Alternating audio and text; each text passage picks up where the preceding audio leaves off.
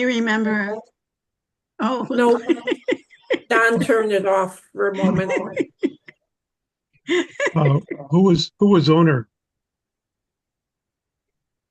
I think that was Ann Kramer. Oh, No. no. oh well, that's okay. I could get I'm in not trouble. sure who owner is. Huh. Owner? Owner, can you tell us who you are? Hmm. That's interesting.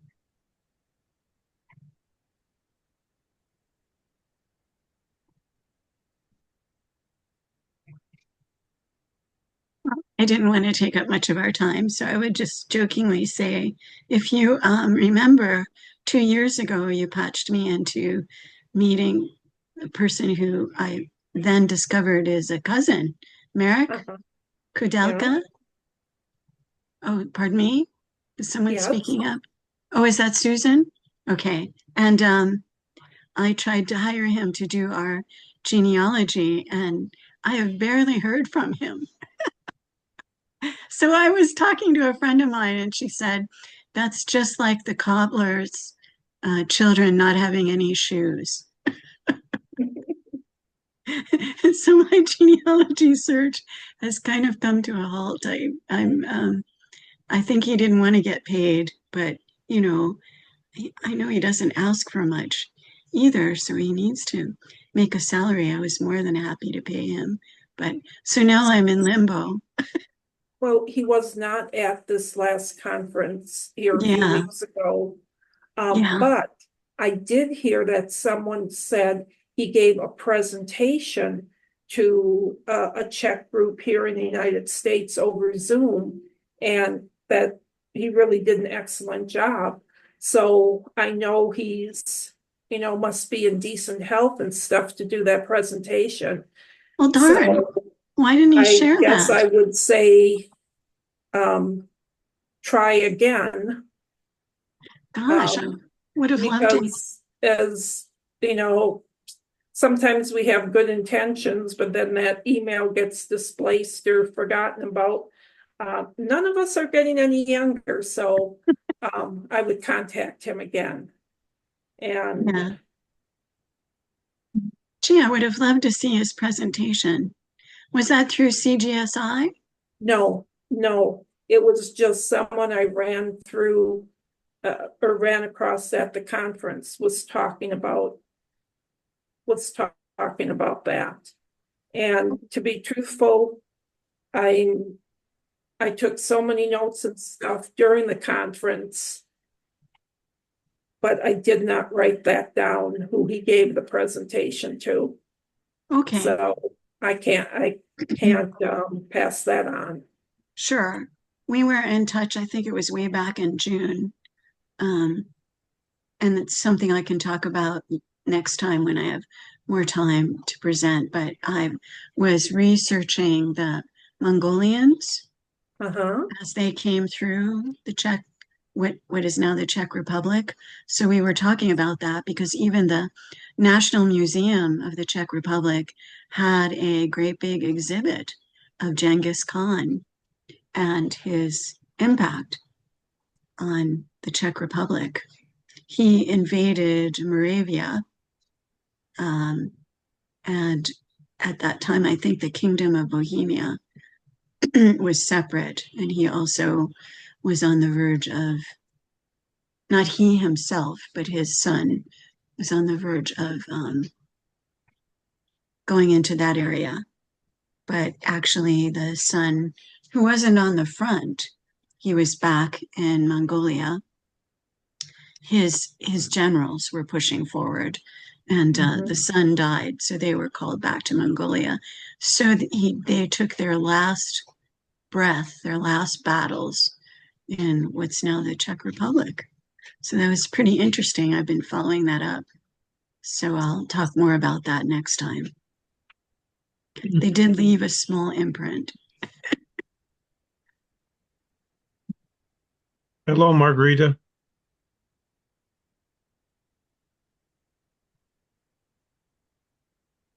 See everyone. Good Hi. evening. We're just Hi. chit-chatting a few minutes here and we'll be starting formally. Okay. I was gonna just ask a couple of questions while we get started here. Al, Yes. yeah, you are, is it Czech people? I mean, that's where in Czech are you looking for your people or what? Um, they're all over pretty much. There's some on my mother's side that are north of Prague, but otherwise everybody is west of theirs. Um, Somewhat west and southwest and south-southwest and near the bottom too. So quite a few. I've got all Czech Bohemian heritage, so it's I got places all over. Mm-hmm. Okay. And Andy, are you still with us here?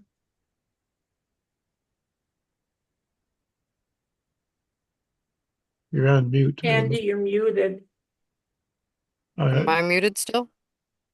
There you go. Okay. Hello? Yeah, we can hear you now. So where in the Czech area are you looking for people? So we know that no one is currently alive there that's related to us. Mhm. It's more historical, but it was like Kingdom of Bohemia. We know where some of them were. It's more after they left the Czech Republic that we're looking for where they went. Um, but any information on the group that was in the Czech Republic as well would have been good. I know that um, the historical region of Badova is where they were, but I don't know exactly where that is. My research has not the person who's done most of the research, been my father and my grandmother, but they were unable to come join the Zoom today. There was a question asked uh, during our pre-discussion about where the people migrated from. And I found a slide from the presentation where they said that people of Czech heritage went to Croatia starting about the 1750s and settled in Western Slavonia,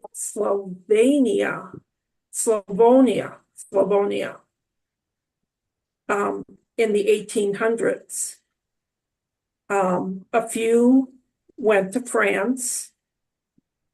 A big group went to Ukraine between 1868 and 1880. And that was part of the Russian Empire at that time.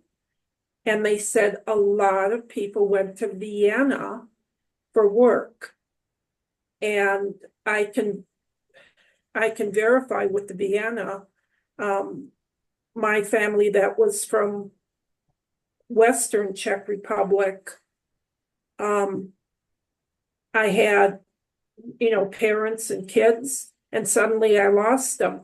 The whole group was gone. They weren't in any of the parishes in the area. And I just happened to put that surname into Ancestry one day, and I was getting all these hits for records in Vienna. And I thought, Vienna? Well, I thought I'll check it out. And I looked at a couple of these marriage records that Ancestry had indexed, and sure enough, it was my family. And it said in those marriage records that they were from the exact village back in Bohemia. So I knew it was directly my family. So those were the place that speaker said that people went. She also said, and she didn't have years for this, that a bunch of people went to Argentina. I knew about people going to Australia and Brazil and stuff. There were groups, families that went there, but she said there was a large presence that went to Argentina, so that was kind of a new one. But those were places that she said that the Czechs were migrating to, and the years that she gave. So I just quick looked that up while we were talking. Well, I'd like to welcome everyone. I think Don was going through asking each person that was here just a little bit about where their families came from. So Don, I'll let you continue. Okay, so we got Al, who was Czech near Prague, kind of west and north of Prague also. Am I correct? Yes, north of Prague, Melnik, and then halfway between Prague and what's the next one? He's there, west. There's some halfway in.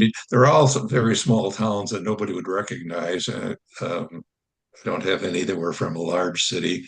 There were some from, I guess you'd call nowadays it's suburban Prague to the southwest, and some that are just a little bit to the northwest. It would be right next to the present day airport. Fortunately, their town wasn't swallowed up by the airport, but they're very close. And then there's some that, as I said, what's the next one?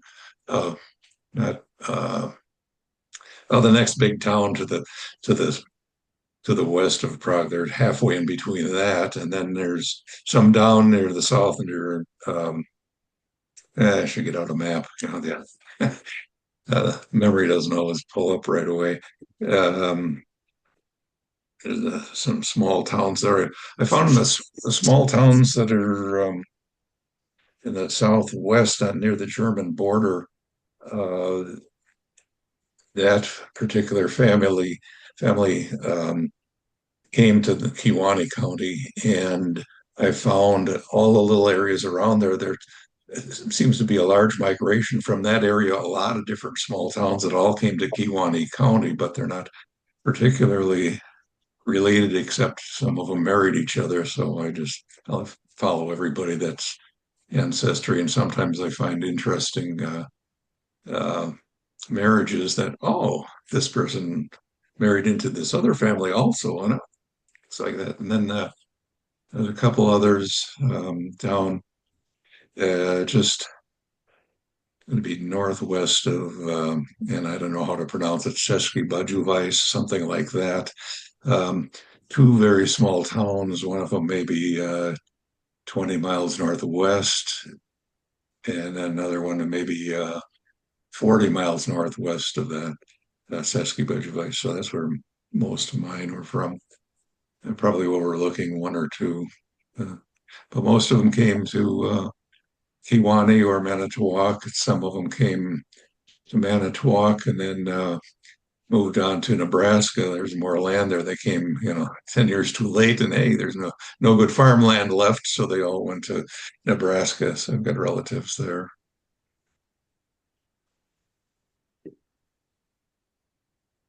So, and where do you live? I live in Milwaukee area. Okay.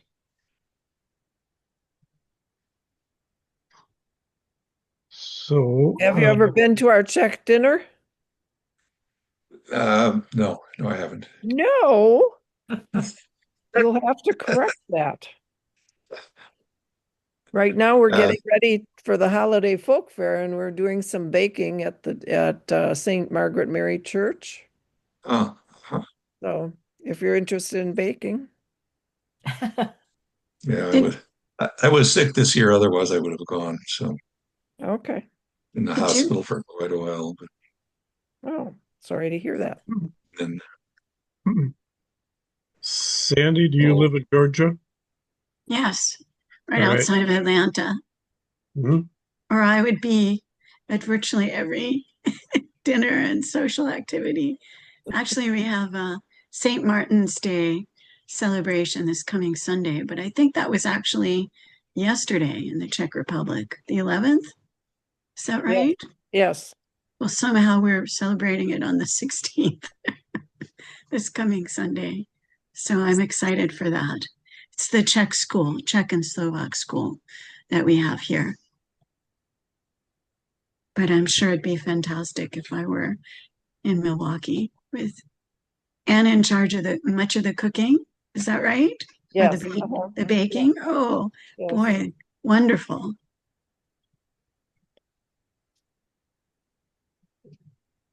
And you're mostly looking, I know you were looking for dual citizenship before, and you kind of struck out on that.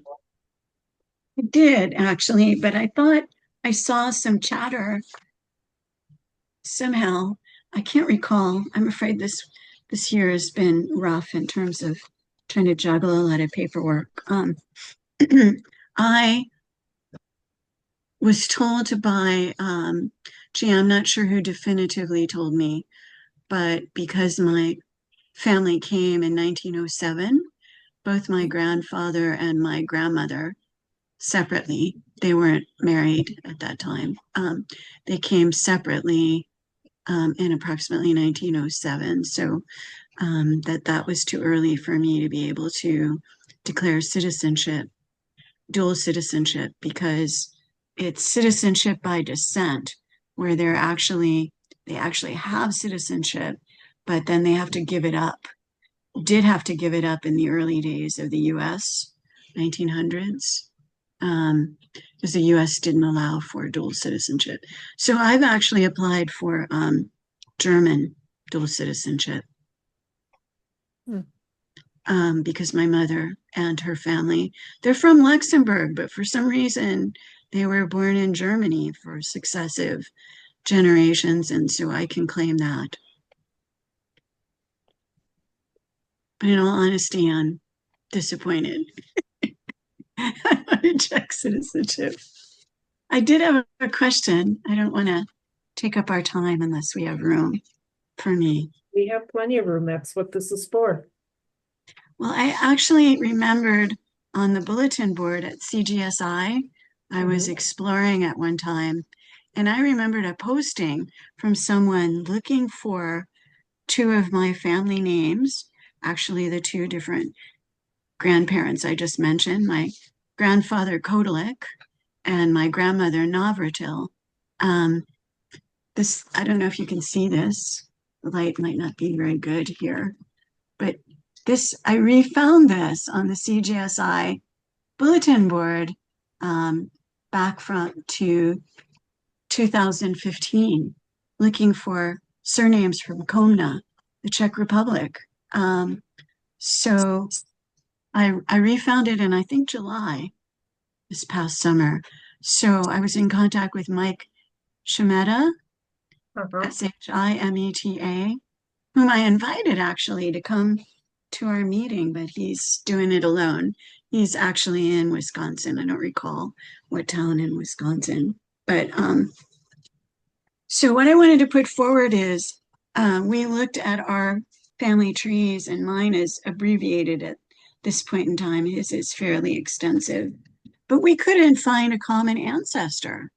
And I remember, Susan, 2 years ago when you were first helping me jumpstart my research, you said there's another Kodelik that married a Navratil, you said in one of your emails. And I just skipped over it because there was so much going on. But I invited us to look back at that. I don't know if you'll remember the path you took to do some of the exploration. You were looking at church records, to look at baptismal records for me. So just wondered if we could help in that regard. And there's absolutely no rush. But Mike has a pretty extensive tree, he tells me, and he did email that to me, so I can share that. And I just have a chart. I only went back to my great-great-grandparents, but he has many, many generations before this, and he still couldn't find anything. So just interested in knowing. Susan, that might be too hard. So I do have Lois Kodalek and Lillian Navratil, Yes, that's my family. Great. your family, Yes. and that was taken. Lois's father was František. He was born in 1867. His father was Václav. My great grandfather on the Kodalik side. On the I actually, Kodalek side, that was the Navratil side. The Kodalek side, let's see if I can try to catch up with you because I don't have a tree. I have a chart because in trying to get citizenship, I created a great big chart because I had to have all kinds of links um, embedded there. So his father was Vaclav. Oh, pardon me. Let me double check. Parents, father. It's not the easiest to go through. I really need to change this to just a tree.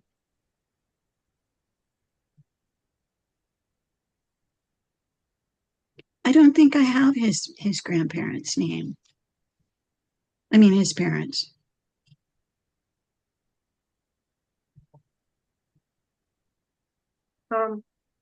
it would be helpful if you sent me an email who that the other person is that you're trying to connect to. And I can look Yes, at their ancestry and see if I can find a common link with those names. you don't mind. I really I don't mind doing that as a follow-up. thank you. No rush. I should probably just start a tree myself. Do we have software that we recommend instead of my having a chart? Mike has a tree, so A lot of people use Family Tree Maker because it easily integrates with Ancestry.com. oh, Um, thank you. But Does that people cost? use Legacy, Roots, Roots Magic, is it? Roots, Yeah, Sorry, Roots Magic. Yeah, Roots Magic. But Susan, do those cost or are they free? You pay for Family Tree Maker. You yeah. do. It's Okay. a one-time purchase, though. It's Okay. not like Ancestry where you get charged every 6 months. Okay. what is the other one? May I ask? I didn't understand the name. It was Legacy and Legacy. Roots Magic. Works magic? Roots, like tree Roots. roots. Oh, okay. Thank you. Yeah, I think that's the next step for me. Don, which software do you use? I use the Legacy. It's yeah, it's called Legacy. Uh, and they just went a few months ago, they went to version number 10. So Legacy is free for 3/4. You could pay extra and get a little bit of extra stuff, but otherwise it's free. So 3/4 of what they offer is free. And then if you pay, and it's very minimal and it's a one-time shot, and that gives you some extras. But a lot of people that I've talked to have just used the free version and because it gives them so much anyway. Now I've had the paid version, man, for probably 10 years. Thank you. And I'm very used to that. And Margarita, do you use Family Tree Maker? Yes. Okay. And that works really well for you, right? Well, I haven't tried any other products, so I have nothing to compare it to. Hmm. But yeah, it is especially easy because of the links to Ancestry. Hmm. Keep giving me hints. I do have a question about Family Tree Maker. Is there anyone else here who uses it?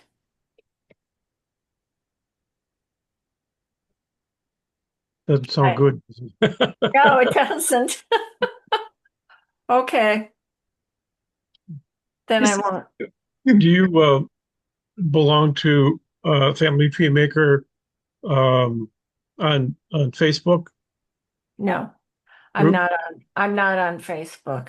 Oh, okay. Uh, because each of those offerings have following of people where they really give you good explanations of, you ask a question, they all tell you, what you need to Oh. know. So Yeah, I don't want to join Facebook.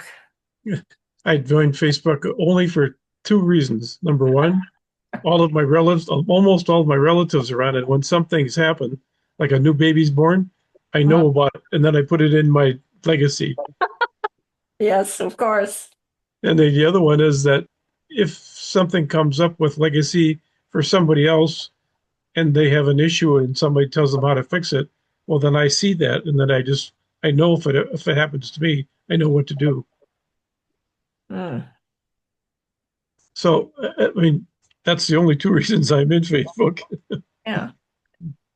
I also understand that there's a number of Facebook pages, I think they're private, for certain villages in the Czech Republic.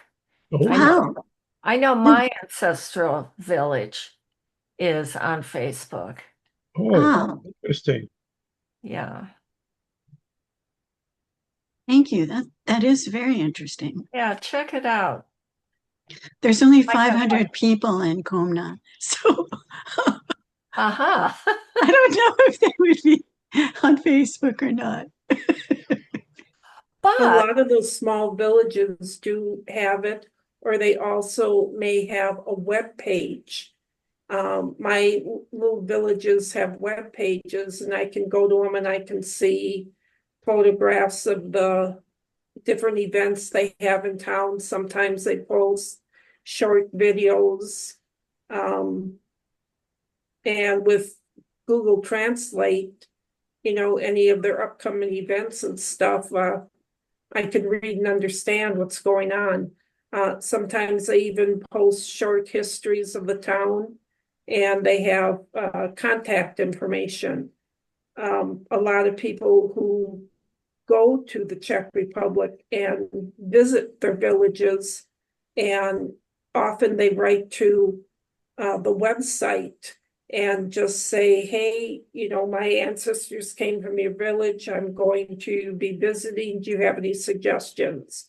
And oftentimes the webmaster, or if they pass it on to the mayor of the town, is very congenial and welcomes them and gives them some contact information, or even makes, say, the church available to be open that they can see it, or in extremely lucky cases might say, well, someone by this name is in town and we'll do an introduction. So you just never know. I'm on Facebook now, and there's one picture way back 2023. That's pretty nice. But I have used Facebook to search for the last name Kodelik, and it's kind of scary.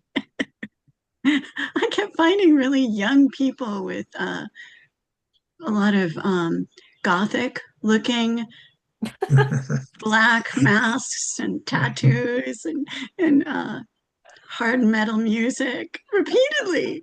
And I went, I don't know that I want to go there. mm. I also want to point out that well, there are two Facebook groups on my ancestral village, but one of them was created by um, someone who whose family migrated here a long time ago. And so I think it's more genealogy related than just, I don't think it's one of these sites where, they're listing pancake dinner or whatever. Things that are actually happening there now. So Mhm. see what you can find. I hope it's helpful. There's a site called Checkology where Ah, where they have the pictures of Komna. hmm. Checkology. So I just clicked on following.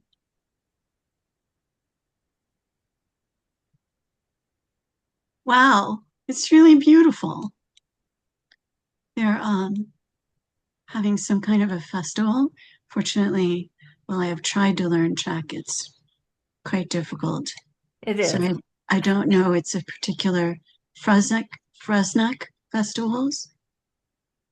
Pictures of people in festive costumes and street doing a street parade. It looks like so much fun. Wonderful. Thank you so much. I'll follow up on this. Okay, let's jump over to Andy for a few minutes. Andy, you want to come off of mute? So Yes. where do you live in the US? Um, Originally I'm from Waukesha County, Wisconsin, Oh, but really? I've been living in Chicago for school the past couple years though. Okay. Um, I my family's been interested in our heritage for a bit, but the reason we were looking more closely right now is that our specific ancestor, um, if any of you know a lot about Prague or Czech history, you'll know in the Old Town Square there were 27 um, nobles, landowners, and Protestants that were executed um, as a result of the Battle of White Mountain that led to the 30 Years' War. My ancestor was one of the people executed there, and this upcoming year in 2026, they're holding a sort of ceremony in the Czech Republic Mhm. for his family specifically, and we were um, reached out to by Anna Kukova. I don't know exactly how to pronounce her name. Yep. Um, uh, because she works with some people in the Czech Republic, and she reached out to us, and we were invited to go to that. So we've been trying to figure out because we know we are related to that person, but there's some Mhm. lost area in the middle of like who's who that we wanted to figure out. Sounds like the thing to do if you can. Yeah. What Wonderful. Very what glad you is learned about that. Pardon me. what is the last name of the person that from Czech? It is Budovec. It is. Okay. Um, yeah, we visited the Old Town Square in Prague in 2021, 22, 21 or 22, I can't remember exactly. And there's the monument in the Old Town Square, and you can look at the plaque there, and it's the same last name, spelt the same. Uh, Budovec isn't technically the correct pronunciation. It's like the anglicized version, but whatever. I know Anna Kokova, two of her ancestors are also listed on that plaque. Yeah. And she's trying to make the connections to them too. Mhm. It depends on, I've seen a couple of the people executed that they really have a descendant tree out there, but other ones, um, it's not filled in that one can trace it directly back too easily. They're trying to collect more and more information to be able to make, that genealogy information available to people. And so I hope with this ceremony that they're having next year that a lot can be learned and gathered in this time to give more recognition to those people and that descendants know who their ancestors are. Yeah. I hope so too. Wonderful. I hope you can go. I also hope so too. Me and my younger brother and my father are trying to figure out logistics for that, but at the very least, me and my brother are gonna try and make it there Where and you said hopefully that's get to meet pardon. other people because unfortunately there does not seem to be anyone of that lineage still in the Czech Republic, but there are people who are, care about that history and know that history more like better than in the US because unfortunately a lot of the resources on that history seem to be in Czech and I do not know Czech. I'm trying to join My Heritage. I've been procrastinating on that, and they have more European resources. They plug into more of our European ancestors than American, um, which ancestry is more specialized in. So that may be another way for you. And they had an announcement, My Heritage, recently that they expanded the scope of their DNA test to be. Do you know about that, Susan? I lost that information Yes, I have that on the list to talk about. because they said you can still use an old kit. I have an old kit that's 6 months at least old sitting out to try to create, right, and send in. Yeah. And you can Currently go on. through today, My Heritage is having their DNA sale that the kits are $29, but it's only through midnight today. In the past, always for like Black Friday, for Thanksgiving, and when it gets to the holidays, they always have more sale. I think they probably did this sale because Daniel Horowitz from My Heritage was at the CGSI Czech conference. Oh, And he was telling people, buy the kits while they're on sale, but don't send them in right away. They're coming out with brand new DNA sequencing and they haven't started yet. So if you would send it today, they would test it under the old testing. But once the test is done, it's stagnant. The results are based on the old test. And he said it's just going to be a matter of weeks that they're going to announce that any test submitted at that time will be under the new testing. And they said, now if you send it in, when you get the results back, they'll tell you if they did your DNA under the old test, or if has now transitioned to the new test. But he recommended not sending in the test until they make their formal announcement that they're doing everything by the new test. Now, the test kits are the same. right. But the results is much more enhanced. Wow. And so people were asking him, is it worth it to maybe get retested? And his response was, you can have several different DNA accounts on My Heritage for each of the tests you send in. So what I did find with reading on it, they said at first, the more people that send in these new kits and are tested, the bigger their database is going to be. And so at first, it might be just a little bit more information, but as more and more kits are added to it, there will be a lot more information available than what one can currently see on DNA right now at My Heritage. So I do have some specifics with numbers and that I'll share just a little later. Don, did you want to ask any other questions? Otherwise, Yeah. I just wanted to ask, so Al, do you use any software?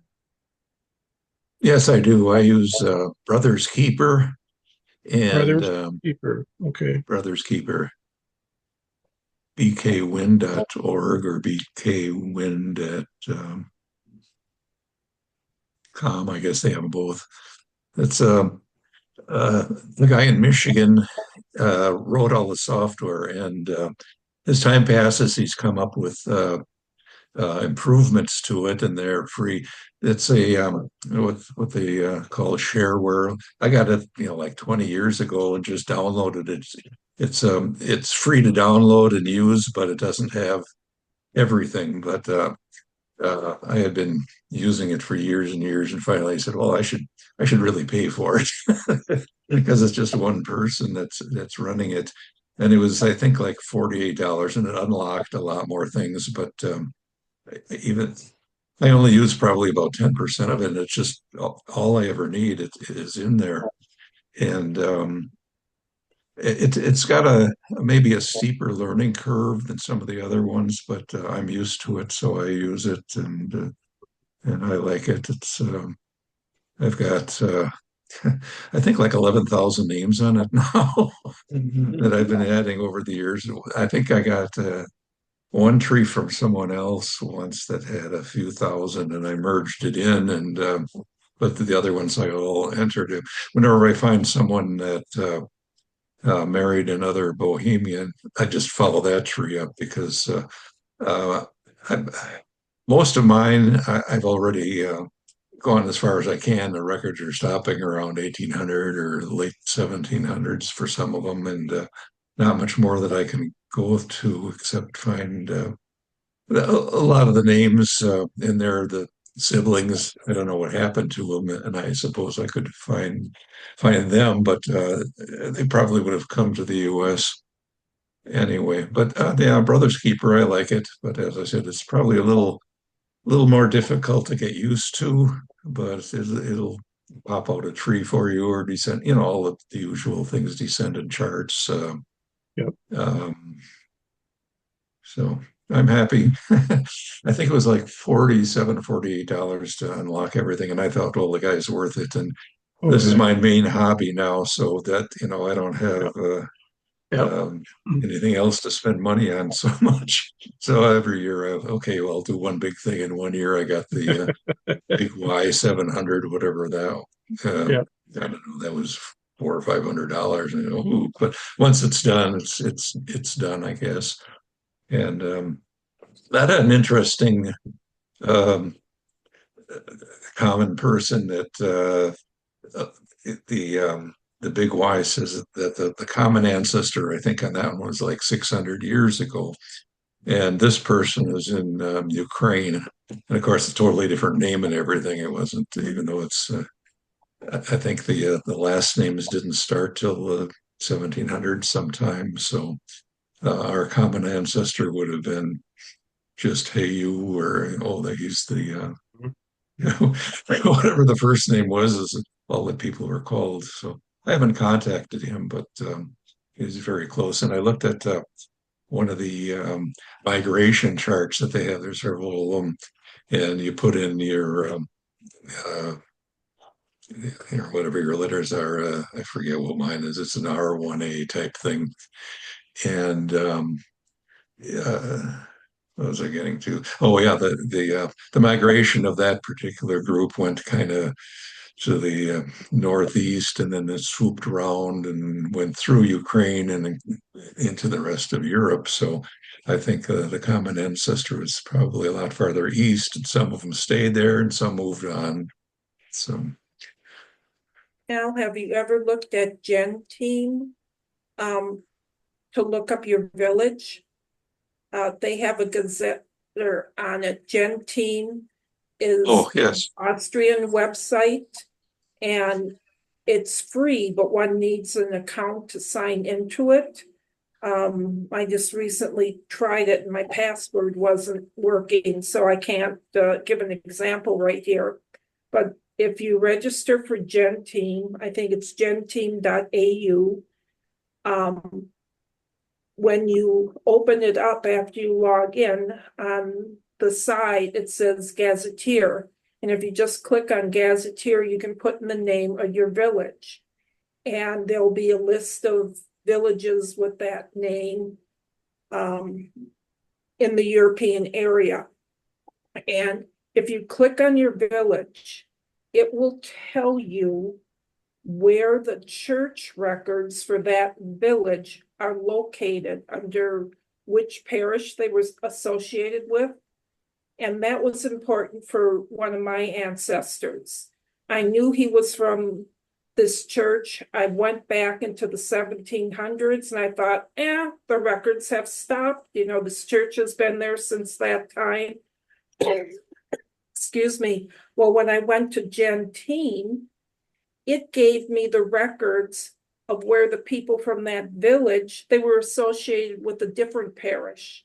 And the different parish was quite a distance from my village. I never would have thought to have looked in that parish for the records, because back in the 1600s and early 1700s, there weren't as many churches around, so they had to go more of a distance to it.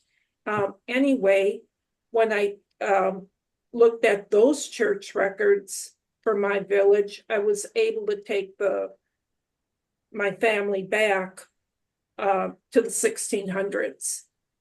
So one needs to look a little further in those cases. Sue, how did you find that again? Can you spell it in the chat area?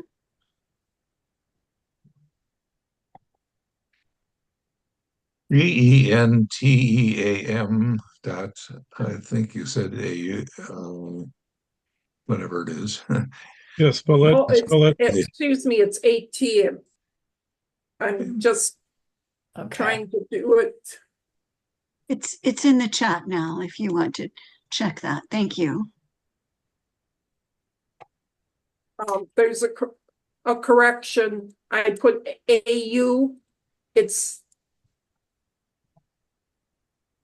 AT. Oh, thank you. GENTEAM.AT. Yeah, and then the EN is for the English version. Wow. This is out of Austria, so it's normally in German, but it directly goes into an English version. Thank you. Beautiful. Yes, I've used it a lot. The only problem is, and it's not the fault of theirs, is there's a lot of villages with the same name, and then they give over to the right, they give the parish in some other district or something, and sometimes I know where it is roughly, but none of those names match, and I have to just try one after another until this is the one. I don't always find the right one originally, because the names that they associate the districts or areas or parishes don't match with what I'm exactly looking for. No problem. That's all right. Yeah, we do spend a little bit of time hunting in genealogy, but it's always fun when we finally find it. So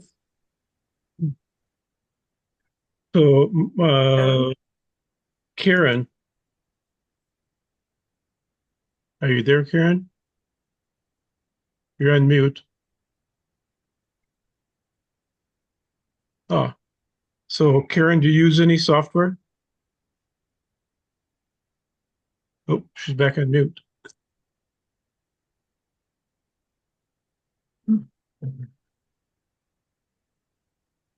Karen? Yes. Oh, Can you hear me? yes, we can. Yeah. Do you use any software? Yeah. Started out many years ago with Family Roots, and that group actually, well, had a big group, but actually merged into the Milwaukee area PAF users group, but Family Roots was taken over, or else it was anyway. It's about that time that the master genealogist came around, and so we put our genealogical material on that. And since then, the fellow who owned the company or wrote the program for it, his health was bad, and so that company essentially does not exist anymore. But there are still lots of Family Roots, the master genealogist users. I've also got, besides the master genealogist, I've also got Roots Magic. But I keep fighting with Microsoft all the time because Microsoft and the master genealogist do not get along with one another very well. They use different programming language, I understand, and so things don't always mesh. And earlier this summer, master genealogist does not work well at all with Windows 11 because everything on Windows 11, Microsoft wants it to synchronize with everything else. And the last time I was doing something and I forget what it was. It wasn't related to, it was working with the photograph or also with the document. And I hit the wrong button when it asked me a question, yes or no. And anyway, as a result, all of a sudden all of my records everywhere started synchronizing and the whole thing was just quivering and shaking. And anyway, what it did was it blew my husband's genealogy all to pieces, but it left mine behind. And so some of his stuff is in the iCloud and some of it is still on my computer. And so it's kind of a mess. But it's still my favorite program. I like that very much. Roots Magic has a fairly sizable learning curve. Actually, the master genealogist did too. But I'm also on MyHeritage, and I certainly recommend that for anybody with Czech heritage or Slovak heritage because it focuses more on the European records, whereas I don't hardly ever use Ancestry anymore other than once in a rare while. And one thing with the master genealogist, it is expensive. Although once or twice a year you can get it at half price for $149. But I do like that too, because you get on a weekly basis, they will send you all kinds of record matches, hints, old newspaper articles, a whole bunch of DNA matches, and then you can choose whether or not you want to accept that particular record, and it's line by line. It's not that you have to accept a whole record of somebody else's. If you just want to add a place of residence that they found that you didn't have, you can do that or whatever. And photos are available. So I've gone back a lot of generations, but just like with any database, whether it's Ancestry or Roots Magic or MyHeritage, you really need to verify all the information because there are a lot of inconsistencies you may find 5 people that have the same group of records, but they don't all necessarily agree with one another. I ran across a record the other day where somebody's birth record, the year was 1870 on their tombstone, and this was on Find a Grave, and their record that had been posted said that they were born in 1871. So now I have to go back and check, well, who is really the correct one, you know? So you get a lot of inconsistency reports that gives you a heads up as to what you need to look at a little bit more closely. But very time consuming, though. I noticed that too with spellings of names Of within my heritage, family. Well, I'm afraid I've mixed everything programs? together. The programs that I used. No, I mean in my search and I haven't used any one specific search vehicle because, as I mentioned, I was trying to apply for dual citizenship. So um, what I have is a mixed bag of sources, but I have found different spellings for the same person Oh yeah. constantly. It's very confusing. So when I go to Well, if you look at my name on the chat list, well, it's mhm, my husband's name actually, Helwig. There's something like 11 different versions of Helwig.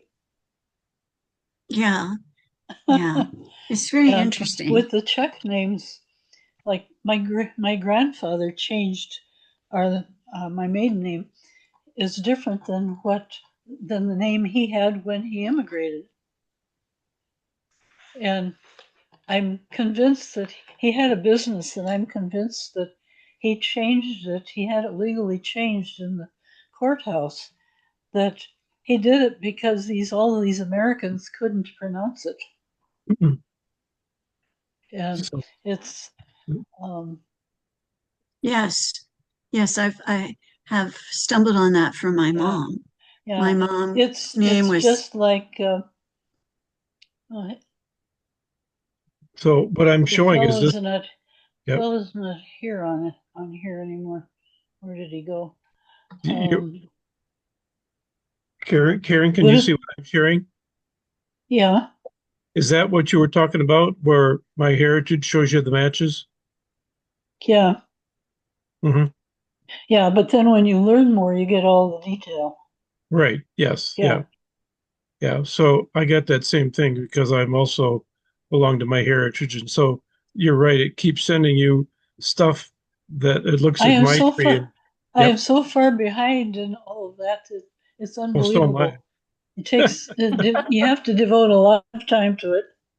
But Yes. I have the problem. I not only do my family, I do my husband's genealogy as well. His great grandfather had 11 children, and I keep track of all of the descendants as well as ancestry for family reunions and so on. Oh, that's beautiful.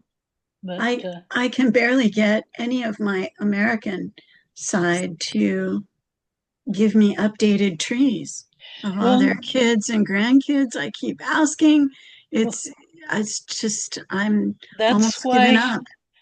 why Don, I think, also follows Facebook, because I use Facebook to because people always seem to paste or to post their babies that are born and when they get married. They don't tell you what city they happened in, but they do usually tell you the date and the name of the person they're married to, or the name of the baby, or sometimes they'll post a picture of a kind of a board where the hospital announces the name of the baby. And so I've gotten a lot of things that way. And once you have a hint like that, you can follow up on them.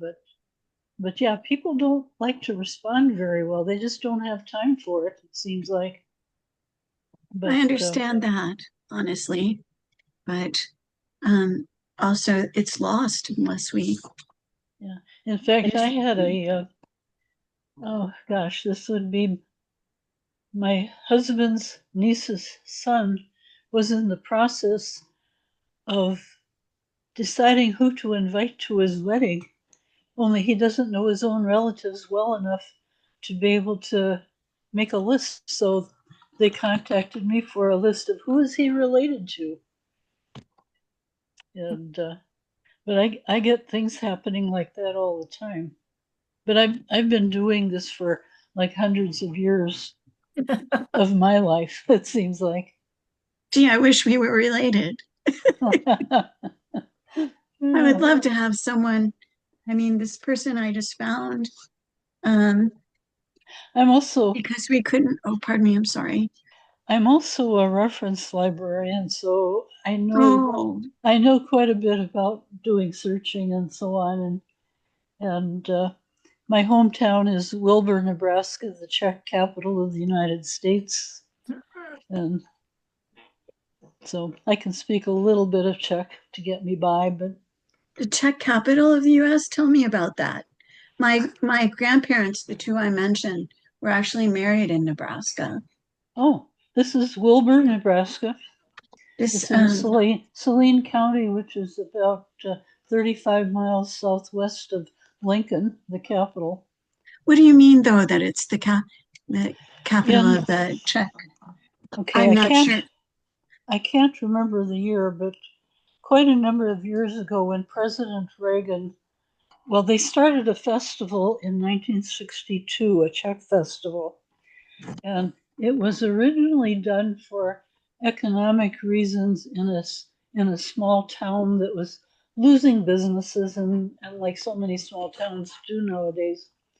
But anyway, they started this festival, and it turned out that this small town of about 1,200 people ended up with about 10,000 people at the festival. And they said, this is a good thing. So they continued and so on.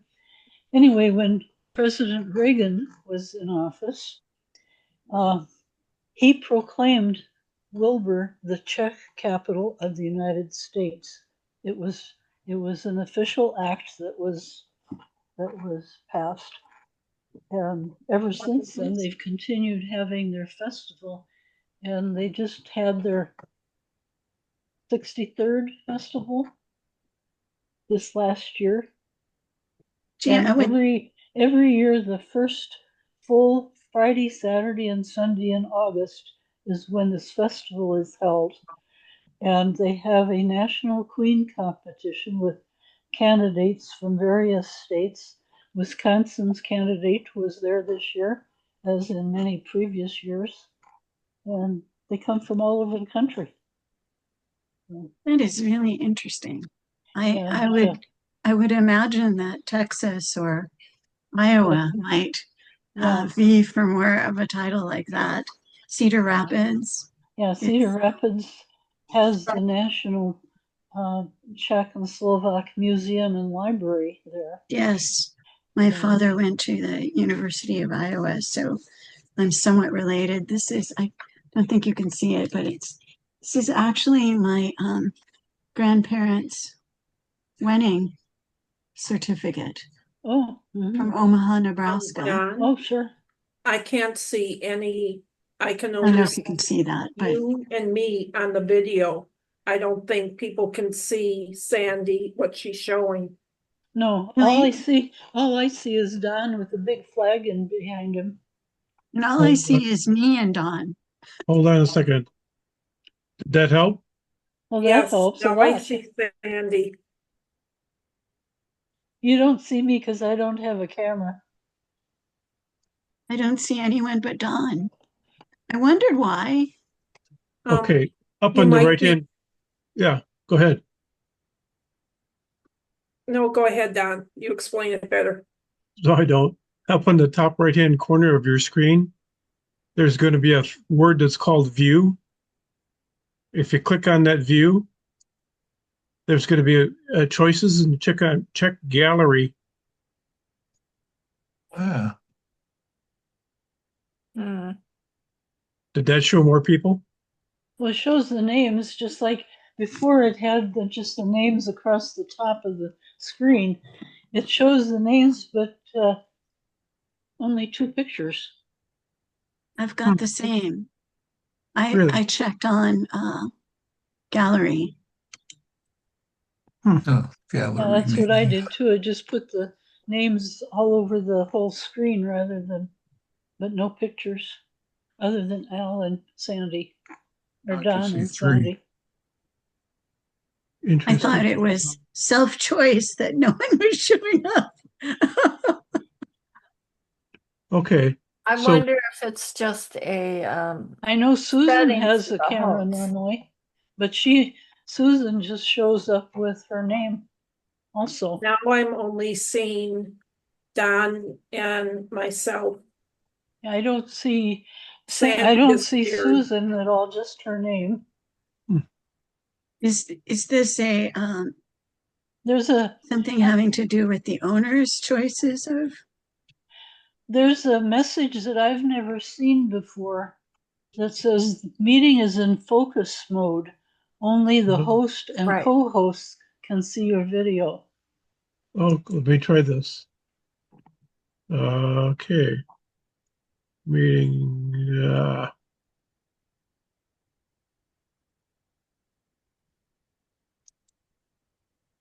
Technology is so frustrating to me. You're not alone. And Zoom keeps coming out with, Okay, did that change anything? No. No, No, Because I took off the focus mode. there's something that it just says said focus mode is ending. Participants participants. oh, there we go. Now Yeah. it works. something Oh, happened. What now happened? we can see everyone. I can see Except- almost everyone. Except those of us without a camera. Oh, okay. Karen, I can't see. Oh, there we go. I have an old monitor. Okay, Well, I'm not.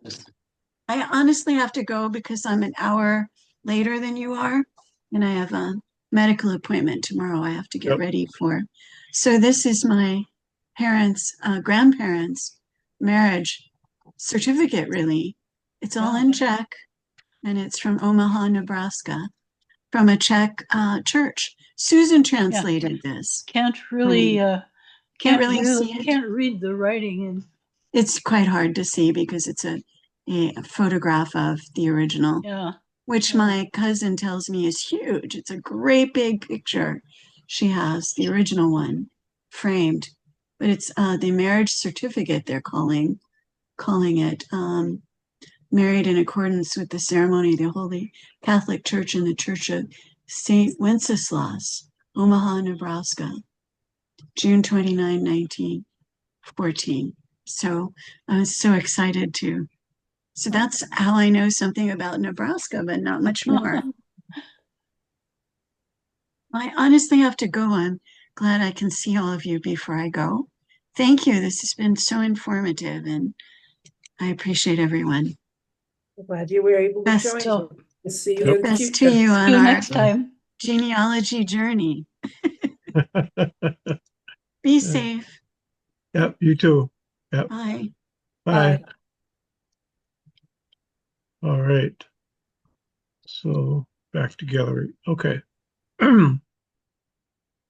Owner, whoever you are, Oh, owner, you're somebody that just says owner on the screen. We don't know who you are.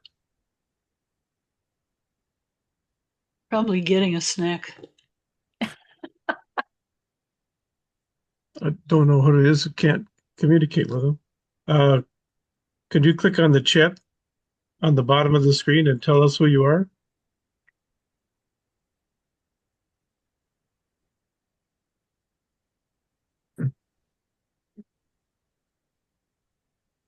Don't know if they're there or not. Anyway. Okay, so I think I've asked the questions that I wanted to ask pretty much, Susan. Um, do you want to got something else you want to talk about there or lead into? Yes, I have a few websites and things I wanted to pass on to you. I will share screen here.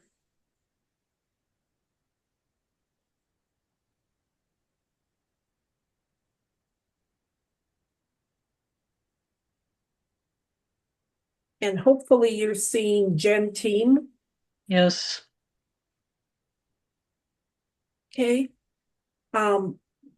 That was the website that I said was good to join. It's free. Check their gazetteer, look at your village to see if they give any other suggestions where church records may be for that village. During the conference on the Facebook group Genealogy CZ plus SK, had this posting, and they suggested to look at this website. It's mapheritagefilms.cz. I sent Don this email address that he can pass it on to you. What is interesting about this site is if you scroll down, they have 3 interactive maps, or they will have 3. This one on census map is in preparation. It's not active yet, but they have 2 interactive maps, a parish map and a historical sites map. It takes a moment to load. The site comes up in Czech, but here there's a little English flag. It will translate it to you. Of note, on the side here, you can press on Catholic parishes, Protestant parishes, or Jewish communities. And they list the 8 main archives. And as you notice, Zamarisk is no longer listed.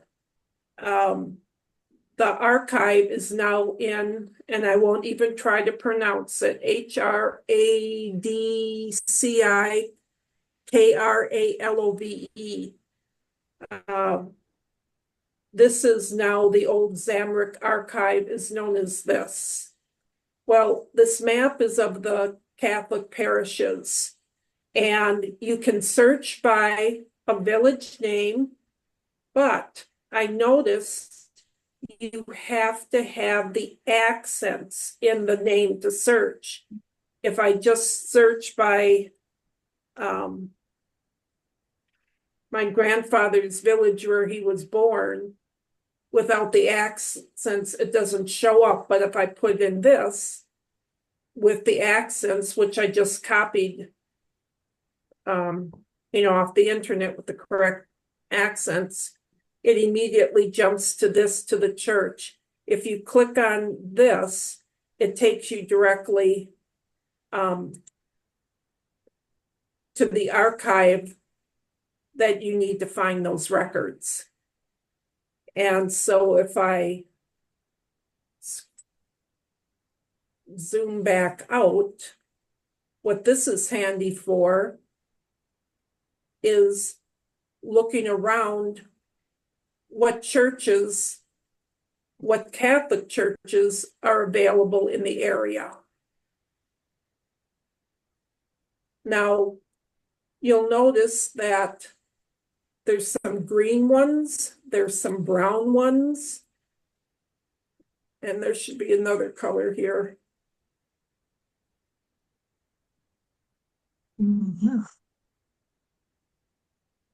Purple ones. I am so lucky that my village is on the borderline of 3 archives. And so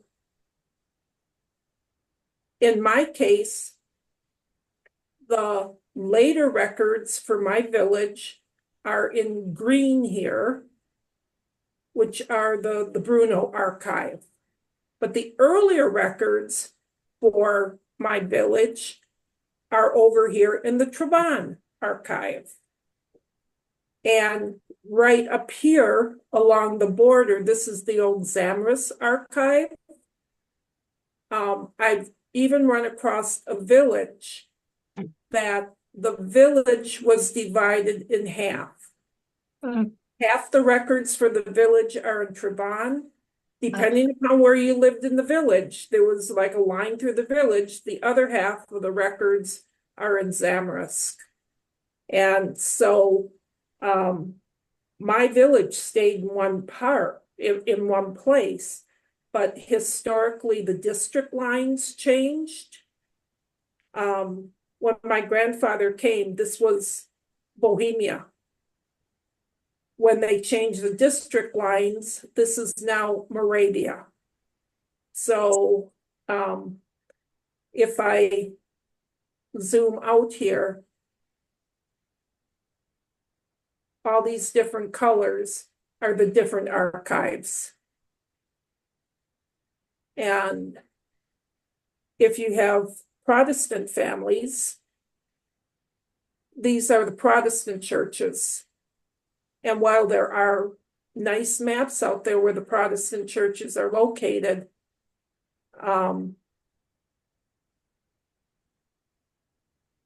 this gives you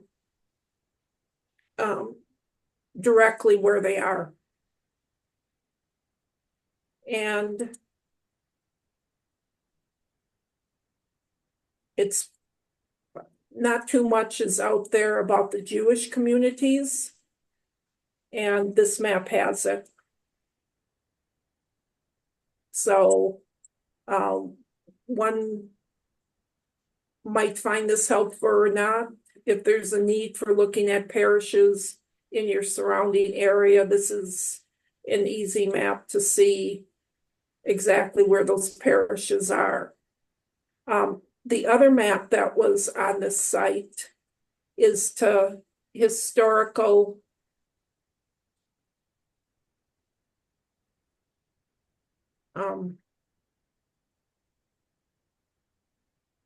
it's saying that my Zoom is going down here.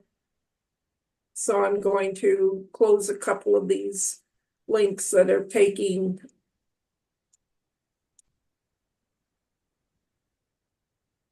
There, my little notice went away. Again, I'm clicking the American flag to get English. It's not doing it.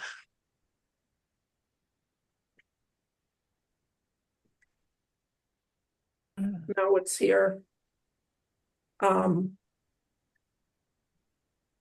This is all the different churches, cemeteries, castles, water mills, extinct villages. This was fun to play around with. A lot of the my family came from millers. And so I was actually able to zero on down to information about the different mills that they were associated with. Wow. So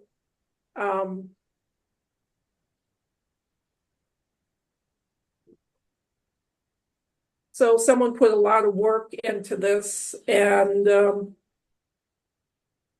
might be something if you're interested in any of this to check out. I'm just looking if I had any other notes on this. Nope. Well, I'm going to close this up. As you know, the CGSI convention was just held a few weeks ago in Kansas, well, outside of Kansas City, Missouri, in Overland Park, Kansas.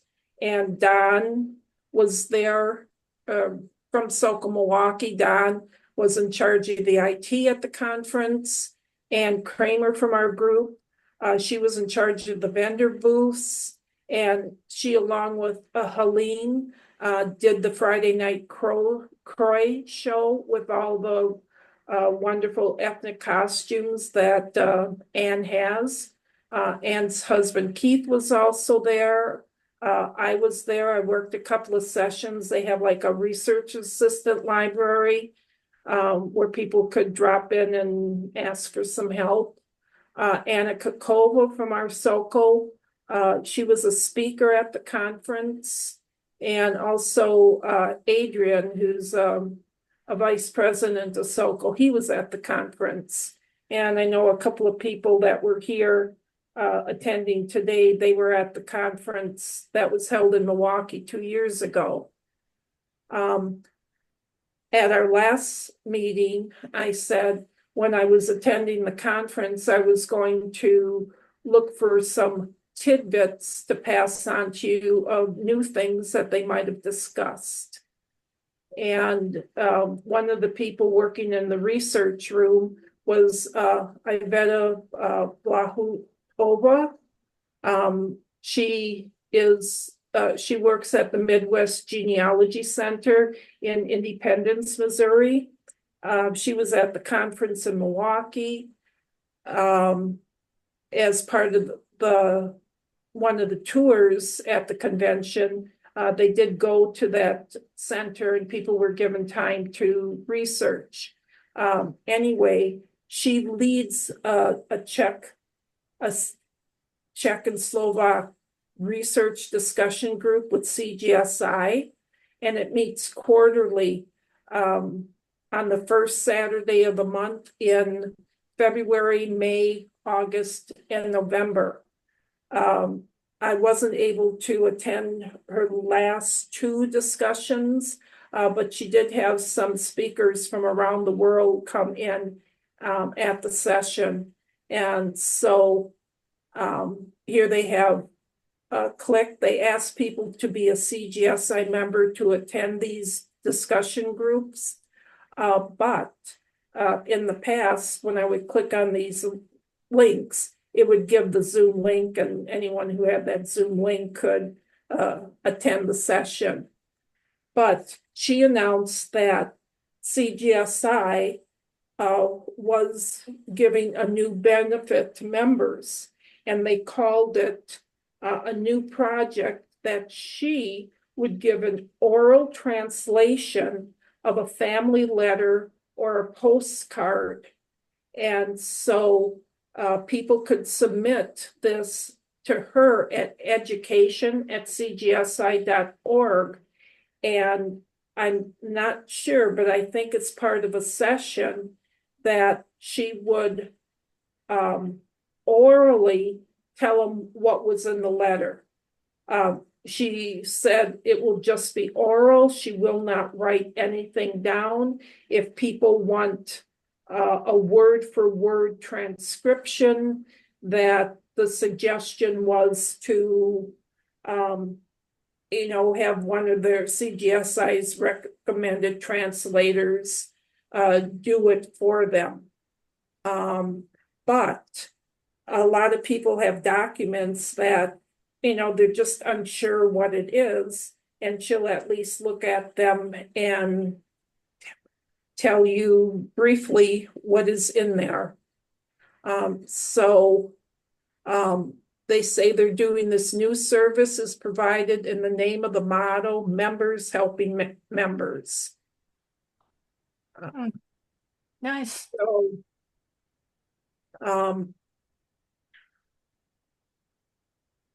at the conference, they also had this book for sale at their table. And I picked up the book and I thought, I don't know what this is. I haven't seen it before. Well, it was after the conference I realized, dummy, I should have picked it up. In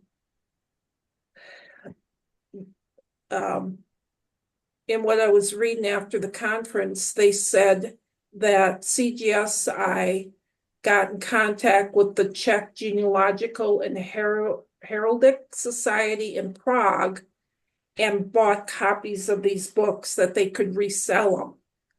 And this is understanding the old handwriting and the symbols used in the old Czech records, and how you can learn and decipher the letters and the records by yourself. And so while I did not pick it up when I was at the conference, I did see that it was available to buy on their website. So I'm looking here, honestly, I don't see a price. I believe it's $65. Wow. I was So- thinking I paid 38. The 65 is what the website. Use it, Ann, or look at it? What, Susan? Have you had a chance to look at the book? Just a little bit, not too much. Well, if you do have a chance at one of our next meetings, you know, if you could tell us if you found it helpful. I just know it was something I wish I would have purchased when I was there. Mm-hmm. So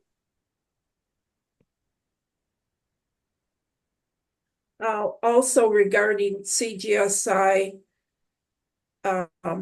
their library is in the Minnesota Genealogy Center, which is in Minnetonka Heights, Minnesota. And they're moving their catalog system to the Dewey Decimal System. And so they're looking for volunteers to help with how to correctly put their books into the Dewey Decimal System. And they said people could inquire about it at library@cgsi.org. They also talked about on their website, they're putting the Denny Hallistill, that newspaper. What's it though? Oh, thanks for the correction. It was published 1891 to 2005. And there's a lot of obituaries in this newspaper. And the Czech Society out of Illinois has an index of these obituaries, but it's only for the obituaries. And what people are finding is these actual newspapers, if they go to look at the newspaper, sometimes there may be an article written up about that person about the time of the obituary. Currently, 50 years of that time frame are digitalized and on the CGSI website, but you can't do a search of all of them at one time. You have to go directly to the newspaper, and once you have it open, you can do a search on the newspaper, but just that one newspaper. And so they're trying to figure out how they can do a more overall search engine for that.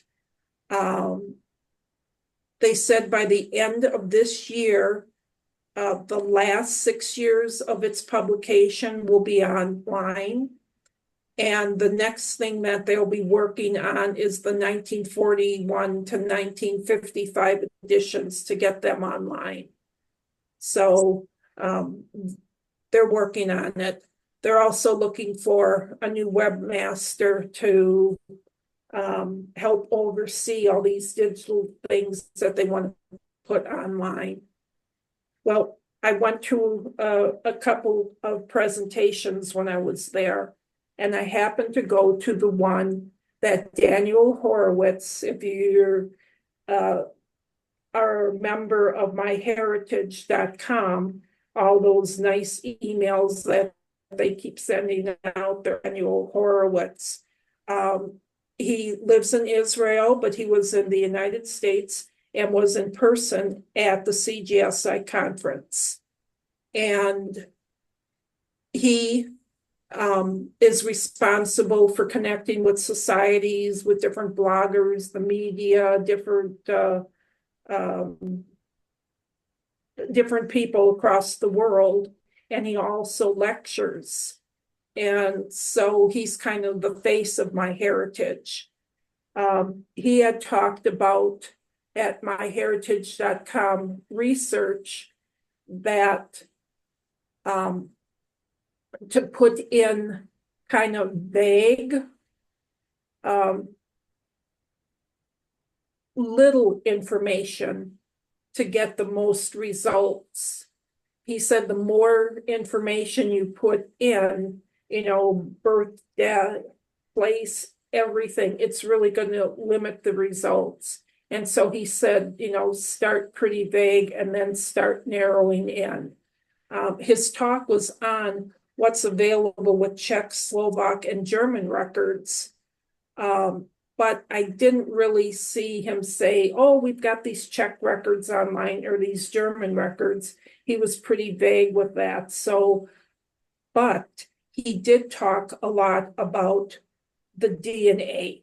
And that I really piped up and found it important because someone asked him, why are so many European people doing their DNA with MyHeritage, but they're not doing it with my ancestry?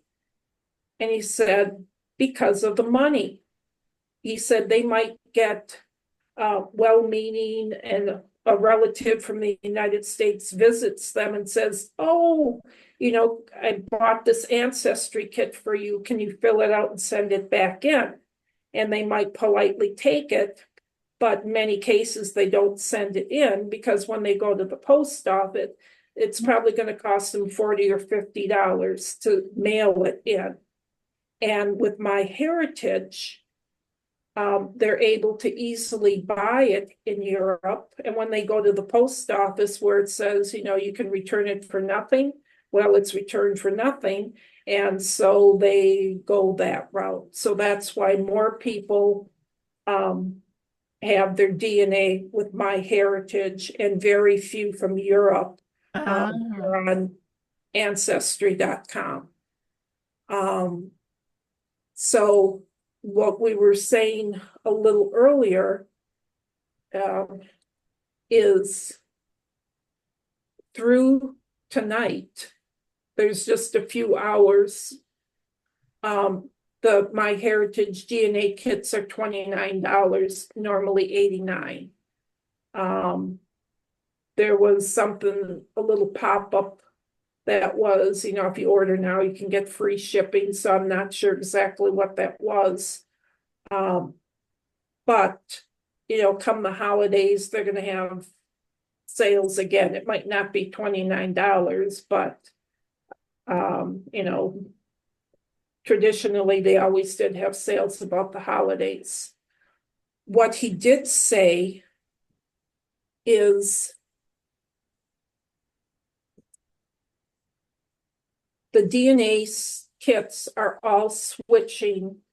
The new testing will be done with this whole sequencing. And just to speak some numbers, currently, the testing that they're doing looks at about 700,000 base pairs. The new testing is going to look at about 3 billion base pairs. Wow. And so the technology is so much more refined that obviously the old testing isn't going to show as much as what this new testing is. But also, as I said earlier, the results, as more people do the new test, they'll have more in the pool to, pass on the information. Anyone that has already tested with MyHeritage, they will not update those tests to this new sequencing. If you're interested in new sequencing, you have to do another test. But there's probably, valid reasons to look at both. What he did say is, at the conference, he was telling the people to buy the tests, but do not send them in yet because they haven't transitioned completely over to do this new testing. And so I'm sure they will be announcing we're now transitioning over, we're only doing this new testing, and I would wait till then to send it in. It's probably going to be by the end of the year, but, sometimes things get snagged. I would check first. So, Don, can you tell them your little conversation that you had with Daniel? Are I you did. here now? My email? Yeah. Yes. So if you go ahead and talk for a second, I'm going to see if I can find that quick. Okay, well, I will say that our next two genealogy sessions are Sunday, January 18th at 10 a.m. and Wednesday, April 8th at 7 p.m. We try to stagger different times, different days so people can attend. But did you find the email, Don?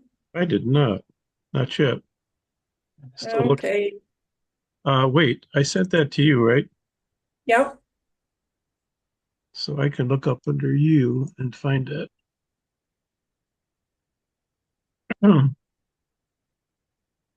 Is there anything specific that people want for the next upcoming meetings?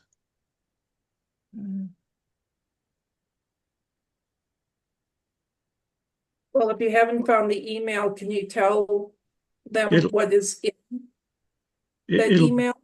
yeah, it'll be coming, but Okay. excuse me. I did connect with him and I sent him an email and he said that if we ever excuse me wanted him to do presentations for us, that we should let him know in advance. And that he would be, if it worked out for him time wise, he'd be happy to do some presentations for us. Is there anything else that I should have said, Susan? No. I guess my question would be is it Daniel lectures all over the world and he travels all over the world representing my heritage.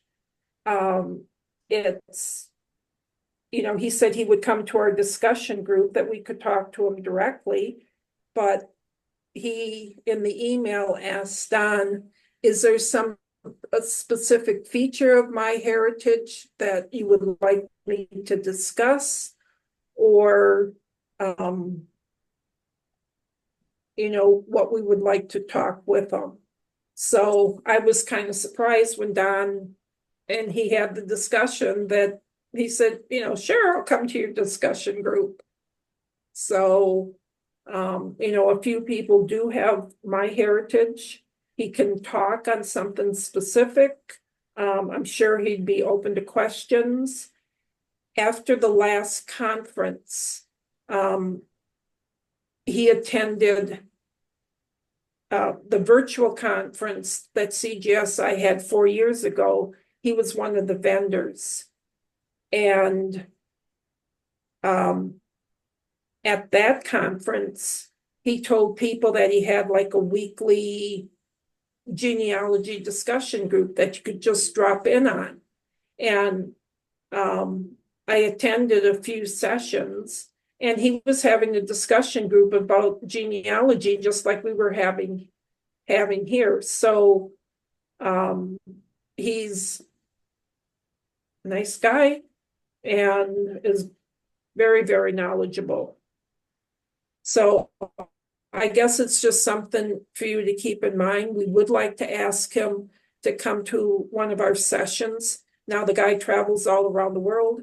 I don't know if he would be able to come to any of our two upcoming ones, or if we would find a time that would fit best in his schedule. Because if he happens to be in Israel, we in Milwaukee are 8 hours behind his schedule. So we would have to, like he probably couldn't come a Wednesday evening because we meet at 7 p.m. and that would be 3 a.m. his time. I don't think he'll agree to that. But on a Sunday when we're meeting at 10 a.m. in the morning, that would be 6 p.m. his time. And I honestly don't know, weekend, Saturday, Sunday, if his whatever, if he follows a religion or whatever, if any of those days would not be good for him. So if you have any suggestions of what month, day, time, we could possibly ask him if he was available for, and if you had anything that we would like him to talk about. If you can't think of anything right now, and if you think of it later, just give Don an email, because I think it would be an honor and very interesting to have him speak to our group. One thing I've wondered about on my heritage is the consistency of records, particularly places. For example, I might have a location that says United States at the end. Somebody who has a record match might have USA. They may have United States of America.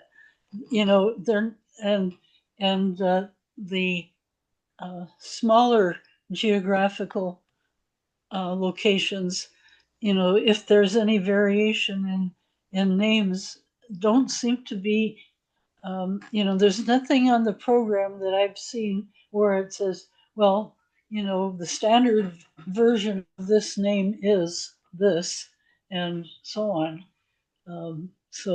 It's the consistency things that I wonder about, because even if you've got one that says United States and the other one says USA, if you accept that record, you might end up accepting it in the form you don't want.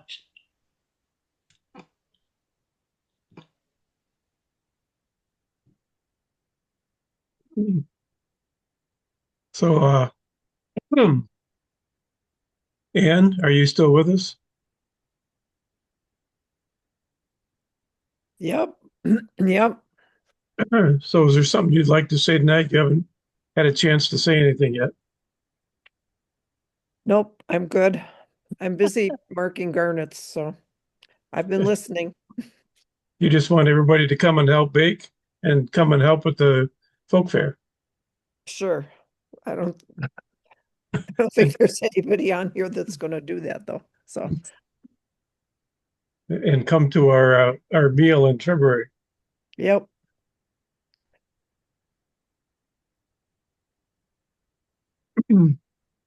I do have a couple other little tidbits to pass on. What you're looking at is a new record that is being scanned in the Czech Republic and is available right now on Family Search for a limited area. These are records called marriage protocols. This is something that has not been available to us until just recently.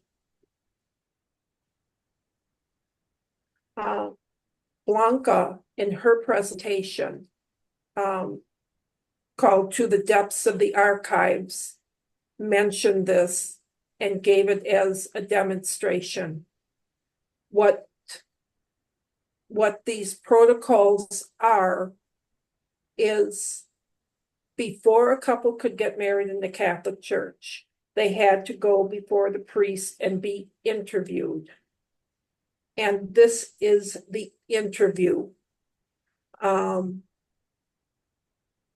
can read just a short little description. Before a marriage could take place, the engaged couple and their witnesses were required to undergo an interview with the local priest. And after 1869 with the civil authority. A formal document, the protocol, was created from this examination. This document served several purposes. It had the personal data, the full name of the person, the age, occupation, religion, birth date, and birthplace, the residence, family status, are they single, widowed, of both the bride and the groom. It had the parental information, the name and residences of the parents were recorded. And it had, if there were any impediments against the marriage.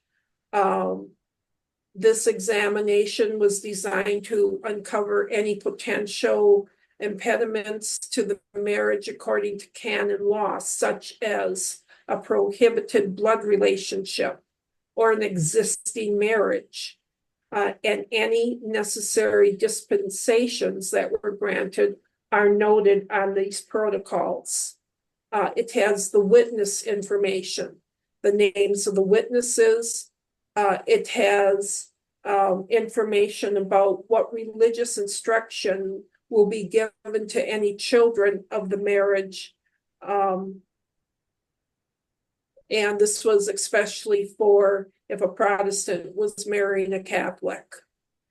And so each of these marriage protocols are several pages of information. The earlier ones were written out in longhand. These later ones were had these forms to fill in. And so these give more detail than what was recorded in the marriage books for the church. So it was, okay, how do you find these things on Family Search? And it's a little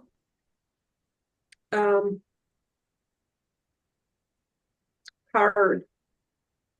You go to search, and I have this written out for Don to pass on to you. You go to images, because all new things now are being put into images. When you're in images, you need to put in a place. The place you put in is Bohemia. And you select the one, Bohemia, Austria, when it was between 1806 and 1918. Then you hit the search. Oh, This will have about 125,000 records. You have to narrow it down.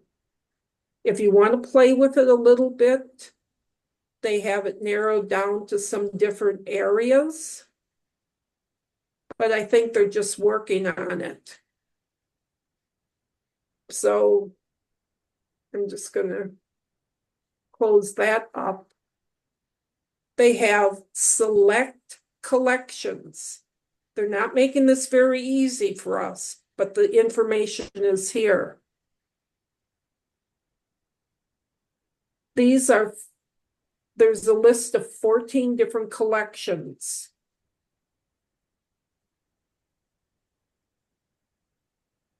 And you can see different things: employments, deaths, military service, biographies, properties, education.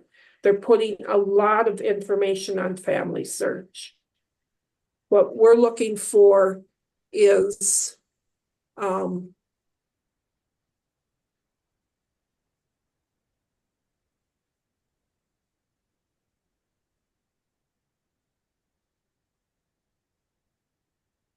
show advanced search.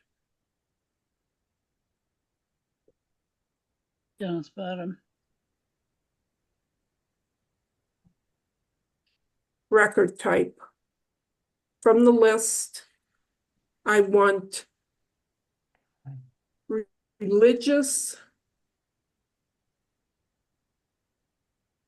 marriage records.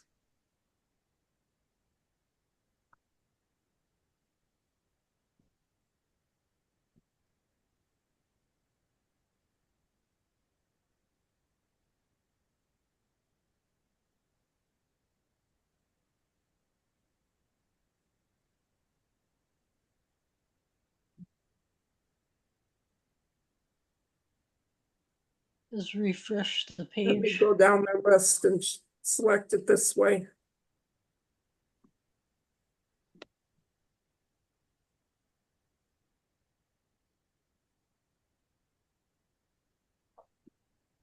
Greg Nelson of Family Search did a presentation also. And he said the information is out there, but he has to admit it is not so easy to get at. Hmm. They're trying to do better.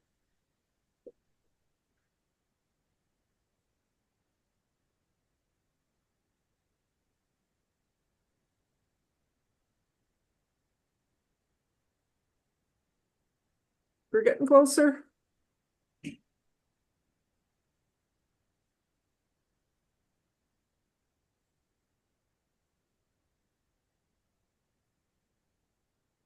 There you go. Religious marriage records. Now this little thing comes up. Then in keyword, Oh, you no. put in marriage protocols. And that's under marriage bonds? Oh, thank you for catching that.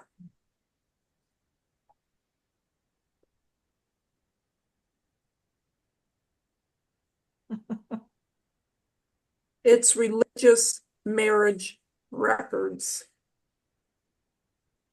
There. Religious marriage records. Thank you. Then you hit the update. 207 groups will come up. Now, you see how intuitive this is? Church.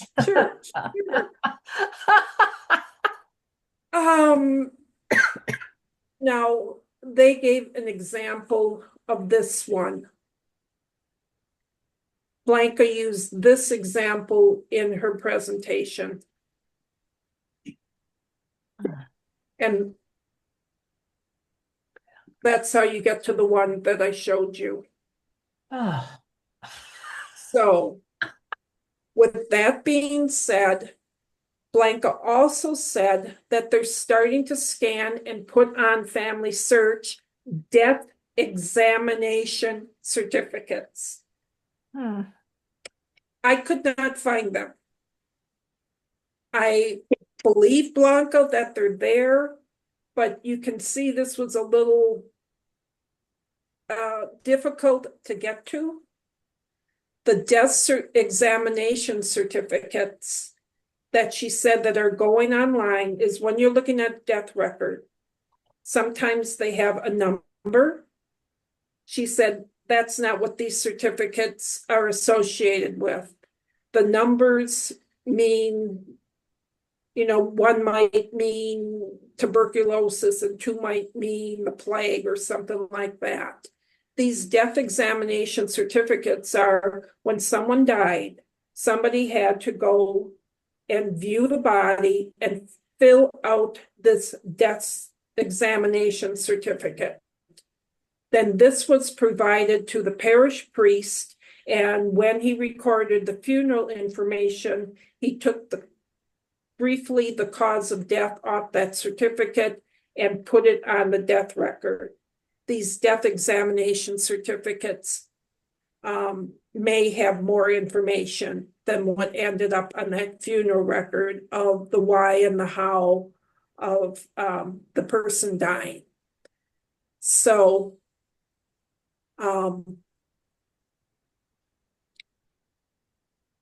what other news I found out is if you're familiar with Kate Chalice, she wrote the book, or co-authored the book, The Researcher's Guide to the Czech Land Records. She is an employee of Family Search. She works with Greg Nelson of Family Search. The two of them were at the CGSI conference. Well, Kate Chalice and Blanca, who gave a presentation. Blanca is the lady who started answering some questions from the Czech Republic on Facebook and then gravitated into becoming a professional genealogist in the Czech Republic. And she's now given many presentations. A number of years ago, Blanca wrote a book on how to research in the Czech archives. It was available for a while. It was all written in Czech, but it was written for Czech people living in the Czech Republic, how they should do their research of their ancestors. Kate Chalice said that her and Blanca are now getting together and they are writing a book with their knowledge of how to currently search in the archives in the Czech Republic. So, and that will be in English. So it's aimed at how Americans should search. So hopefully all these new things that they're adding to Family Search and stuff will be written out in that book. I did go to a presentation by Greg Nelson.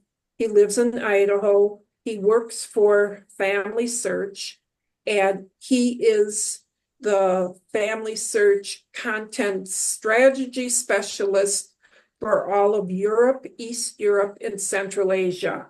That's his long title, but basically he's in charge of putting all the cameras in all the archives and stuff in the Czech Republic. So he reported that it was in 1991 that Family Search started going into the Czech Republic and Slovakia and recording some things. He says currently in Slovakia, there is no filming being done. But he said the Slovakia church records that are available on Family Search, and those records are not available anywhere else. Slovakia doesn't have any online archives like the Czech Republic does. He said the Slovakia church book indexes are in the top 5 of most used collections at Family Search. So they are used extensively.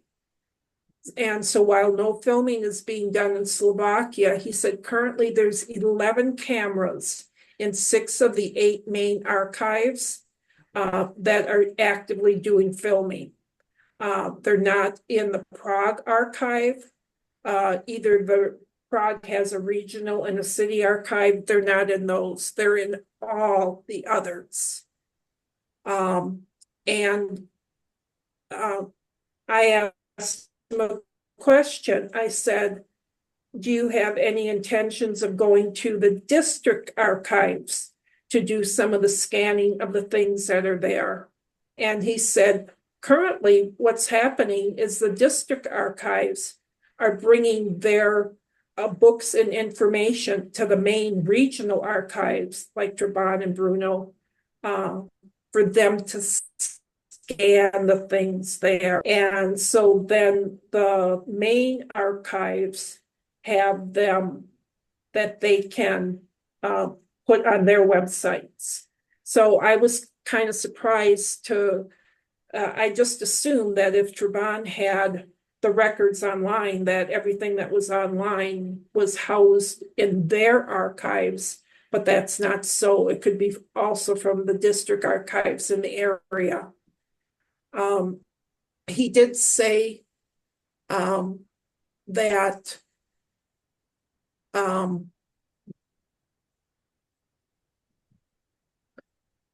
the catalog online as of June 1st, 2021, so a number of years ago, no updates have been done to that. That everything is being merged into the image search, and everything that they're adding goes directly into image. He and Kate both said, while the information may be there, there is so much that is not identified correctly with the correct place that they're working hard to get the people to correctly label it. I kind of picked up on what Karen was saying about My Heritage. They know that this is a problem with Family Search. An example they gave is, our ancestors came from Bohemia, but when you're looking for it, it might not be identified as Bohemia. It may be misidentified as Austria, and not the Empire of Austria, but the country of Austria, because whoever was labeling those things didn't label it correctly. So they said they're working hard with the people who are working with the places to better identify the places so people have a chance of finding the records that are out there. Another thing that he told that was very sad was, he said, you might have been able to see some stuff on Family Search, and now you go back there and you can't access it. And he said the reason being is when these things were on microfilm, they just kept the things that were on microfilm. Each microfilm roll might have several different books or things on it. And so it could be like a church in Milwaukee, then the next section might be a church in, Texas, and the next thing might be a book. Well, with their current restrictions, now, if on the microfilm, and they have the data privacy laws, 100 years for a birth record, 75 for a marriage record, and I believe 30 for a death record. If there's one record on that microfilm that's in any of those years, they cannot show any of that microfilm. The books, the churches, at this point, they have to block the entire microfilm and not make it available. They're trying to renegotiate contracts, but until that time, that's the reason why some things that you might have been looking at and can't look at now, they know there's a problem. He did not say if in the future they'll be able to isolate and,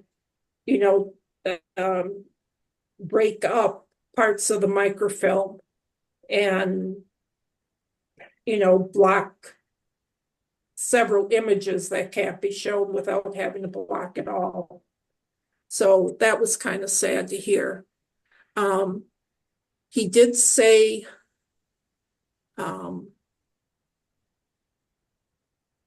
that they were hoping to have full, I'll go to just opening up a Family Search here.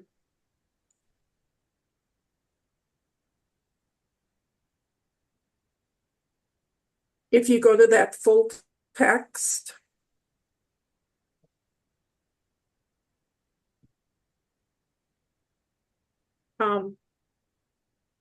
someone gave a way to use full text search a little easier. Greg Nelson said that they're hoping to have their entire collection that's online available in full text by the end of 2026. Right now, only some things are available with a full text search. You know, this is artificial intelligence looking over. Someone at the conference said they've been working with this, and if they put in a surname,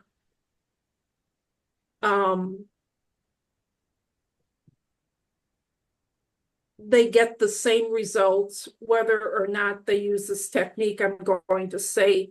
But if they're looking for keywords, if they want, I'll use an example of Wisconsin land records. If they just search with that, they're going to get a lot of hits. And my internet is acting a little funny here. 177 million hits. Well, they gave a hint on how to isolate that. And I hadn't heard of this before, so I wanted to pass it on. If you take a plus sign, well, there it is, and put in quotations after that plus sign what you're looking for, you're going to get a lot less records and they're going to be a lot more relevant. It narrowed it down to 87. And so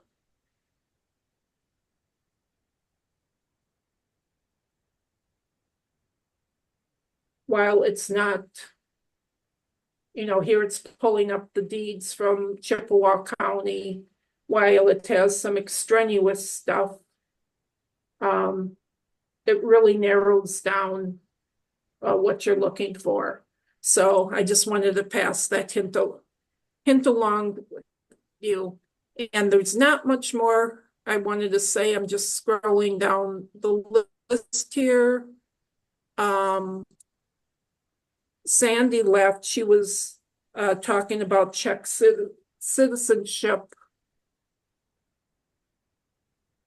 Paul McCuskey at the conference was saying that if you can't get Czech citizenship, you can get a certificate of Czech heritage.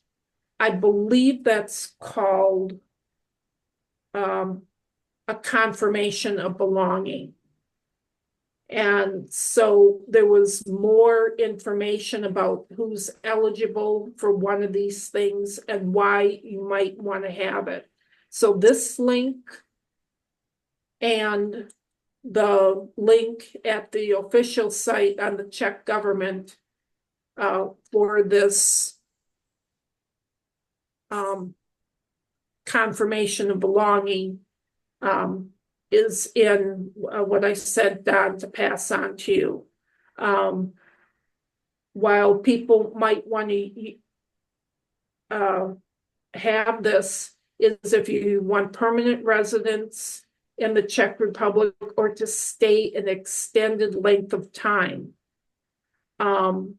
This will help you be able to do that. I think that a normal visa allows 90 days, but if you wanted to stay that longer, this would help with that. So I just had two other links just to briefly just tell you about that. They're in the email I sent to Don. These were two military links that were highly suggested to look at if you're interested in your Austro-Hungarian, if your ancestors were in the military. This one and this one about the regiments and where people were recruited. And so I'm just passing these two websites on that you might want to just see it. It's 9 o'clock here. I didn't realize sharing these couple of sites would have taken that length of time.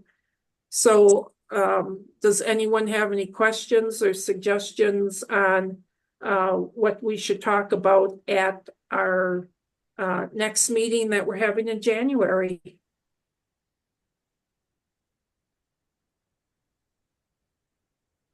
I have something's not quite a topic to talk about, especially, but maybe just a question. Uh, I have from my grandmother, actually through my mother, a lot of pictures that were like in the early 1900s. Some companies came out with the idea of taking all of your pictures and gluing them into an album on this black paper. And then my second cousin in Oregon sent me a whole bunch more.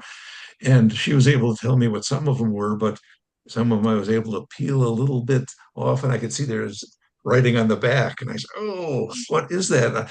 Does anyone know of a good way to separate those, or find out what, a little tiny thin razor, a surgical type instrument, or um, any? I don't think you could really use any solvents because it would uh, dissolve the ink and who knows what else, some of the papers. But I haven't, I've only the ones that I could peel a little bit I've looked at, and the others are just a mystery. Rather than rather than trying to peel it with your fingers, if you have a very, very flat tool, like a very flat spatula, it's like a 16th of an inch thick or less, you can sometimes slide that between the two papers, the photo and the black paper, and help loosen it. Whereas when you use your fingers, you usually end up bending the photograph. And, so that's one trick that helps a little bit. Do you have a way to scan those pictures? So you could scan them into your computer and then you could peel them off and look what's on the back and put that information in your computer? Yes, I have a nice flatbed scanner, Yep. among others. I've got one of these book reader things, and I got one of these little things you can take to the library and run it down on pages. And Yep. what else do I have? I don't know. I've got some, well, I guess just a regular one you can stick 50 pages in and it reads both sides and that sort of thing, changes it to PDF if you like. So I have them all scanned in already at 600 DPI, and that's what I sent Yes. back to my cousin. I said, this one here, what does this say? And or where is this? And she was able to fill in some of them for me. And there were some from Milwaukee that I had never seen before. And I go, wow, look at this. And so um, I'm just looking for a harmless way to Yeah. get to the backs. Well, the pictures are going to decline, in as good as they are, but by scanning them, that picture won't decline as fast. Your scanned picture, So unless you really got to have the originals for some reason, I would scan them into my computer and then carefully peel them off if I could and see what's on the back, because that could be very important information to you. Yes. Yeah. I don't know of any other way. Unless you look on the internet and see something better, but I haven't heard of anything. No, I've looked on the internet. I haven't in the last couple of years, but I haven't seen any good ideas. But yeah, I might try something else, like a thin, Yep. flat device of some sort. Well, actually, on the same topic in a way, I guess, I haven't found. Well, I haven't looked into it too much, but maybe someone has a program, or maybe Excel would do it to sort all of the pictures, maybe have a guest year and location and names and such in different columns that, I wanted to find everything from the 1920 era or something like that. I think an Excel would do it well enough, but maybe there's something better. I don't know of anything better. Susan, do you know of anything better? No, I don't have a lot of pictures and I just have it in Excel. But all that what they call metadata. If you get a picture now out of your phone, it's got metadata, limited metadata, but pictures now have all that metadata with them, and which the older pictures didn't. But you could create a spreadsheet really quickly and put all that in there, and you could filter that by whatever column you want to filter it by. So, I mean, if you went in and put, the 20s, Milwaukee, different columns, and you just filter it by that column real quick. And if are you somewhat good with Excel? Relatively, I guess. Yeah. Yeah, if you create one and then are not sure how to filter it real simple and a couple things like that, if you just get a hold of me, I could give you a quick lesson in Excel and you can do a ton of stuff with it. Yeah. I know So, I've done some years ago with I had I'll just say a lot of data one time and I put it in there and then had there's one way of just averaging them, and then the other way is take the logarithm of it, average the logarithms, and then convert it back into regular numbers. It was sort of an engineering thing, and I just looked it up and okay, this is what you got to do, and yeah, it worked. You get a sure. formula of some sort, and that next column pops out, and you can get it whatever numbers you want. If you want the average of the straight numbers, that's one thing. If you wanted to Yep. try the logarithms, average logarithms, then convert it back. I mean, hey, that's a better number than I was looking for this report. Yep. Yep. So yeah, so if you create a spreadsheet or if you want to get together with me, we'll create a spreadsheet and we can, I can show you how to filter it if you don't know how to filter it.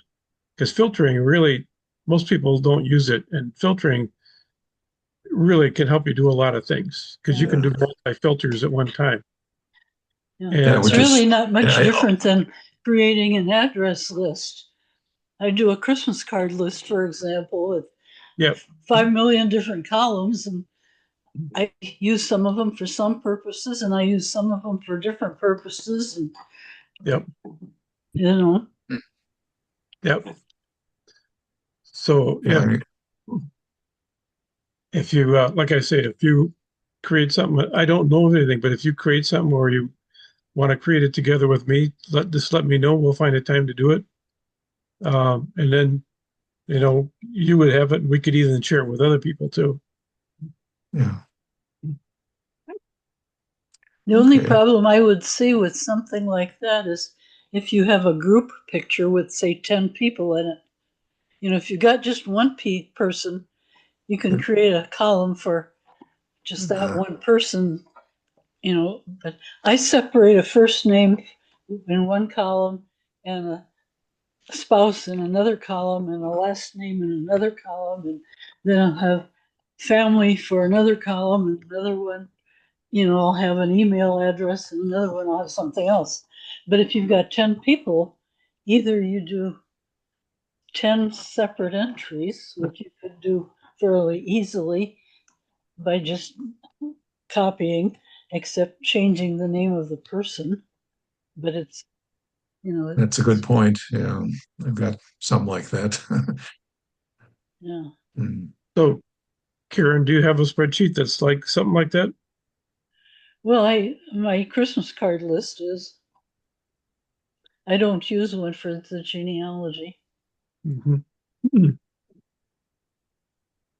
So that's okay. So that probably wouldn't. I know my Christmas card list is on in Microsoft also. So, but I'm thinking of just creating it right fresh, so we're doing the right thing when we do it. So, Al, if you want to create one by yourself, or if you want to have me help you, or we'll get together and do something or whatever, um, and create it right. And maybe there is somebody, I'll look after this meeting just to see if somebody has something out there. But Okay. we could do, you can link stuff together all over the place, and uh, there's a lot of things we could do. So I know it's 9:15 already. Everybody wants to go home. Oh, they are home. They just I'm want to home. get. So I think if there's no more questions, thank you, Susan, for leading this along. Getting through all this tonight, and giving people good ideas of places to go and do some digging on their own. That's always the key: is what do I use to go dig up that information? And Susan's really, really good at this for us. So, One of the last meeting, I said I would look for any new tidbits and bring it back to share at this discussion. mhm. January, no one has said any suggestion. But I was very surprised on the message boards during the conference. People were sharing a lot of things about using AI to do your genealogy research. And it wasn't until after the conference I thought, I tried that. It was rotten. And so 2 years ago, 2 years ago, when the conference was in Milwaukee, I was looking for information about checks that settled in Racine. And basically ChatGPT came back and said, we can't find anything. So that was my experience. I thought, this stinks. Well, people were saying what they were doing with AI now for their genealogy research. And I was just like, it can do that. And the other day I kind of got on a tangent, just going into ChatGPT, and I asked it a simple question: what can you tell me about? And the next thing I knew, it was just going on and on and on. Like, do you want me to look here? Do you want me to look there? I found so much new information. Oh my heavens. It was a simple question. So people had given some examples of how they used AI to search newspapers.com for them. And while I haven't tried it, I wrote down some of their little things of what they do, what search engines, what software they're using online, or what AI websites they're using to get this stuff done. I'll just leave with one short one that I thought was really interesting. A guy said, I sent out a 35-page thing to all my family with the history of our family with lots of endnotes, and no one commented or said thanks or said I read it. And I asked one of my relatives, and they said it was 35 pages. I'm not going to read that. So he asked AI to shorten his report to 5 pages and make it interesting and add a little humor. And he said it was a wonderful report, and he sent that out to his relatives, and they read the 5 pages. So he said it was my words,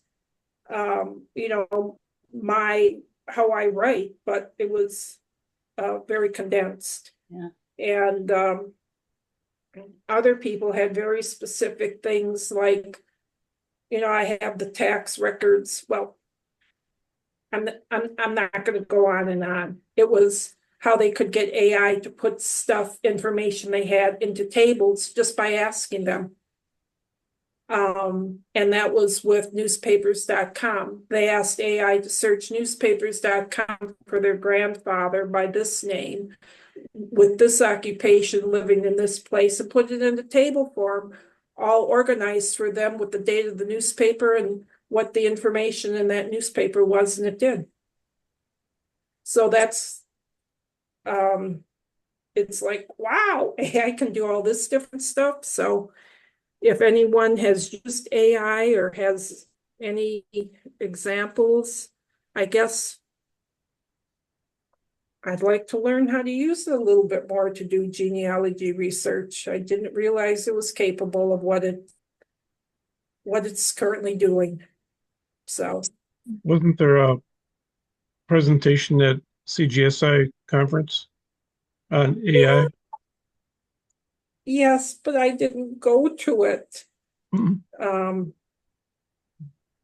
I didn't think I wanted to. I had this little chip on my shoulder that, AI just gives you stupid information that's, everyone says they make up stuff and it's not sourced. And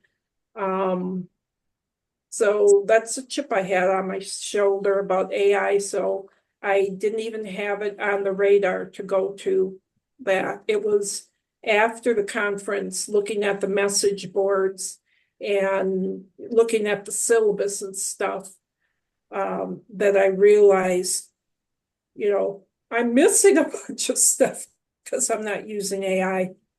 So, well, it was nice talking with everyone.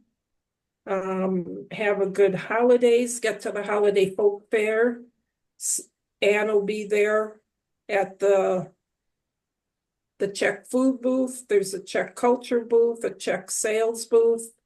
And then there's the Czech dinner coming up in February, I think.